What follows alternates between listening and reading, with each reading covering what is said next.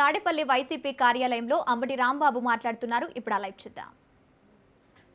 పూర్తి చేయలేడు అనేటువంటి అంశం చాలా స్పష్టంగా అందరికీ అర్థమైపోయినటువంటి అంశం. ఎందుకయ్యా అది పూర్తి చేయలేడంటే 2 లక్షల కోట్లు కావాలి. ఆయన చెప్పినటువంటి పద్ధతిని చేయాలంటే 2 లక్షల కోట్లు కావాలి. ఎక్కడి నుంచి వస్తాయి 2 లక్షల కోట్లు? రాష్ట్ర ఆర్థిక పరిస్థితి ఎలా ఉంది? అసలు రాష్ట్రం చేయాల్సినటువంటి, ప్రభుత్వం చేయాల్సినటువంటి పనులకి అసలు డబ్బు లేనటువంటి పరిస్థితుల్లో ఉంటే 2 లక్షల కోట్లు పెట్టి అమరావతిని నిర్మిస్తాను అనేటువంటి మాట కేవలం బూటకమైన మాటగానే ఉంది తప్ప చంద్రబాబు నాయుడు గారు అది పూర్తి చేసే పరిస్థితుల్లో లేరు అనేది చాలా స్పష్టంగా అర్థమవుతున్నది. చంద్రబాబు నాయుడు గారు ఈ 7 బిల్డింగులు పూర్తి చేస్తాన్నాడు తప్ప తన కాలంలో మొత్తం రాజధానిని పూర్తి చేస్తానని మాత్రం చెప్పేటటువంటి ధైర్యం కానీ సాహసం కానీ ఆయనే చెప్పే పరిస్థితుల్లో లేడు. అంటే ఏం చేస్తాడు ఆయన?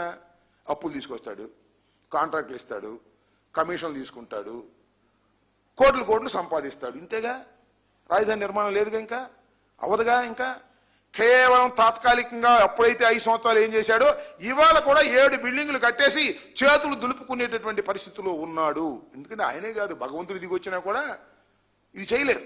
ఎందుకంటే అంత పెద్ద ప్లాన్ వేశాడు చంద్రబాబు నాయుడు గారు. 1,00,000 కోట్ల రూపాయలు, 2 లక్షల కోట్ల రూపాయలు ఖర్చు పెడితే ఏమైద్దయ్యా? 2 లక్షల కోట్ల రూపాయలు ఖర్చు పెడితే ట్రంక్ ఇన్ఫ్రాస్ట్రక్చర్ వస్తుంది. నీళ్లు, కరెంటు, డ్రైనేజీ, రోడ్లు, ఇవి మాత్రమే ఏర్పడతాయి తప్ప 2 లక్షల కోట్లకి నగరం ఏర్పడదు. నగరం నిదానంగా ఏర్పడేటువంటి అవకాశం. నిదానంగా అంటే ఎప్పుడు దాకా నిదానంగా అంటే ఇక ఆయన ఉండడు, నేను ఉండడు, మీరు ఉండరు, అప్పుడు ఏర్పడిద్ది అనమాట ఆయన. అలాంటి బృహత్తరమైన పథకాన్ని వేసి దాన్ని సింగపూర్ అంటాడు, మలేషియా అంటాడు. ఇలాంటి మభ్యపెట్టే మాటలు అనేకం చేసినటువంటి సందర్భాన్ని పురస్కరించుకొని ఇవాళ ఒక పెద్ద చర్చలోకి తీసుకొచ్చాడు చంద్రబాబు నాయుడు గారు అమరావతిని. ఏంటంటే అమరావతి మీద బిల్ పాస్ చేశాడు. ఎక్కడ? మన అసెంబ్లీలో. కౌన్సిల్లో మన బెట్ల, పార్లమెంట్లో పెట్టారు, చర్చ చేశారు, మన రాజ్యసభలో పెట్టబోతున్నారు. ఎందుకు ఈ చర్చ నాకు అర్థం కాలేదు. ఎందుకు తీసుకొచ్చారు? మా మీద బురద చల్దామనే. అంటే ఏంటి? అమరావతికి మార్చే పని లేదంట. ఇది ఎక్కడ కూడా నాకు అర్థం కాలేదు. చట్టం తెలిసి మాట్లాడుతున్నావా, తెలియక మాట్లాడుతున్నావా? ఇంత అనుభవం ఉన్నటువంటి నారా చంద్రబాబు నాయుడు గారు ఎలా మాట్లాడుతున్నాడో నాకు అర్థం కాల. అసెంబ్లీలో ఒక చట్టం చేస్తే దాన్ని ఎమెండ్ చేయలేరు వచ్చేవాళ్ళు. భారత రాజ్యాంగాన్నే ఎమెండ్ చేస్తున్నటువంటి తరుణంలో చేయలేరు. మొన్న జగన్మోహన్ రెడ్డి గారు కూడా చెప్పారు కదా చాలా స్పష్టంగా. ఒక పిచ్చి ఆలోచన ఒక చర్చలోకి తీసుకొచ్చి డైవర్ట్ చేయాలనేటువంటి ఆలోచన. లడ్డు విషయంలో ఫెయిల్ అయిపోయిన తర్వాత దీన్ని తీసుకొచ్చారు. ఇది కూడా మీరు ఫెయిల్ అయిపోవడం ఖాయమని చెప్పేసి ఈ సందర్భంగా నేను చెప్పదలుచుకున్నా. దానిలోనే ఆ క్రమంలోనే జగన్మోహన్ రెడ్డి గారు మావిగన్ అనేటువంటి ఆలోచన తీసుకొచ్చారు. తీసుకురాగానే పాపం బాబు కొడుకులకి ఇద్దరికి భయం పట్టుకుంది. ప్రజలు దీని మీద ఆలోచన చేస్తున్నారు. మనం 1,00,000 ఎకరాలతో 2 లక్షల కోట్లతో నిర్మాణం జరగదని ప్రజలు నమ్ముతున్నారు. కాబట్టి ఈ మావిగన్ మీద చర్చలోకి జనం వస్తున్నారు. కాబట్టి దీన్ని ఏదో ఒక విధంగా గందరగోళం చేయాలని పాపం లోకేష్ గారు 1000 పేజీలు కొన్నాడు. 1000 పేజీలు, 2,000 పేజీలు యూట్యూబ్లు కొన్ని ఉన్నాయి వాళ్ళకి సొంతంగా. దానిలో ట్రోలింగ్ చేయటం మొదలెట్టారు, బ్యాడ్ ప్రాపగాండా చేయడం మొదలెట్టారు. తంతే అది వాళ్ళకు ఉన్నటువంటి ఈనాడు, ఆంధ్రజ్యోతి, ఈ TV5, ఈటీవీ ఇవి కాదు, ఇంకా కొన్ని ఛానల్స్ కొనేసి దానిలో ట్రోల్ చేసేటటువంటి కార్యక్రమం చేస్తున్నారు. మీ ట్రోలింగ్లకి మేము భయపడతామా? నెంబర్ 1. దానిలో వాస్తవం, సిన్సియారిటీ ఉంటే ట్రోలింగ్లన్నీ పటాపంచలు అయిపోతాయి. ఇవాళ మావిగన్ అనే ఆలోచన తీసుకొచ్చిన తర్వాత బృహత్తరమైన చర్చ ఈ ఆంధ్ర రాష్ట్రంలో జరుగుతూ ఉంది. అక్కడ అమరావతి ఎలాగో పూర్తి కాదు కాబట్టి దానిలో పెట్టుబడులు పెట్టిన అనవసరమైనటువంటి నిర్ణయానికి ప్రజలు వచ్చేసారు. వాట్ ఈస్ దిస్ మావిగన్? మావిగన్ అంటే ఏంటి?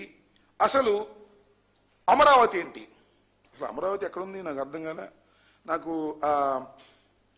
ఒక ప్రొఫెసర్ గారు చెప్పాడు, నేను వీడియోలో చూసాము చాలా కాలం క్రితం. గుంటూరు బస్ స్టాండ్కి కానీ విజయవాడ బస్ స్టాండ్కి కానీ వెళ్ళి అమరావతి టికెట్ అడగండి, టికెట్ కొడతాడు. ఎక్కడ తీసుకెళ్తాడు? తాడేపల్లి తీసుకొస్తాడా? డైరెక్ట్గా అమరావతి గుడి దగ్గర తీసుకెళ్తాడు. అమరావతి ఎక్కడుంది? నువ్వు కట్టే రాజధాని ఎక్కడుంది? దానికి ఏదో సెంటిమెంట్గా అమరావతిని పెట్టి దాని దగ్గర గందరగోళం చేసి డబ్బులు కాజేయాలనేటువంటి దుర్బుద్ధి తప్ప అసలు నీకు సిన్సియారిటీ ఉందా అని నేను అడుగుతా ఉన్నా. చంద్రబాబు నాయుడు గారికి సిన్సియారిటీ లేదు. అసలు మావిగన్ను అమరావతి కాసేపు కొద్దిగా చర్చిద్దాం. 20,000 ఈ కారిడార్ మావిగన్ అనేది మచిలీపట్నం, విజయవాడ, గుంటూరు ఈ మొత్తం చూస్తే 9,536 చదరపు కిలోమీటర్ల మెగా విస్తీర్ణం. ఇదెంత ఉంది అమరావతి? 217 చదరపు కిలోమీటర్ల చిన్న విస్తీర్ణం కలిగింది. కేవలం 20,000 కోట్లతో మావిగన్ని పూర్తిగా అభివృద్ధి చేయొచ్చు. ఎందుకంటే ఆల్రెడీ ఇన్ఫ్రాస్ట్రక్చర్ ఉంది, ఆల్రెడీ బిల్డింగ్స్ ఉన్నాయి, ఆల్రెడీ రోడ్లు ఉన్నాయి, కొత్తగా నిర్మించాల్సిన అవసరం లేదు, ఎక్స్టెండ్ చేసుకుంటూ వెళ్ళొచ్చు. కేవలం 20,000 కోట్లతో మాత్రమే మావిగన్ నిర్మాణాన్ని పూర్తి చేసేటటువంటి అవకాశం ఉన్నది.